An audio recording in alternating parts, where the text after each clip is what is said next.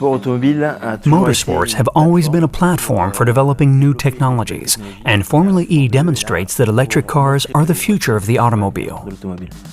In the beginning, there was no Formula E. There were no races, teams, or race car drivers.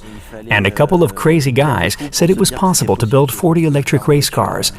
That's why Spark Racing technology was born. Today, Formula E features the only fully electric competition car. Quickly, we went from a single model formula, where all the teams were using the same car provided by Spark, to a championship that brings together 9 international car manufacturers competing with their own powertrain and demonstrating their know-how in electric drive.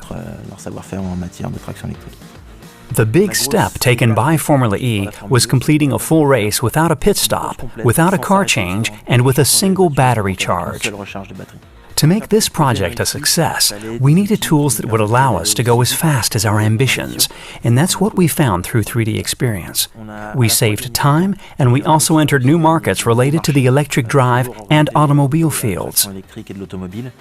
Spark has already changed the game by building the first electric competition car. It will definitely change the vision of the race car, but also of the everyday car. The future is electric.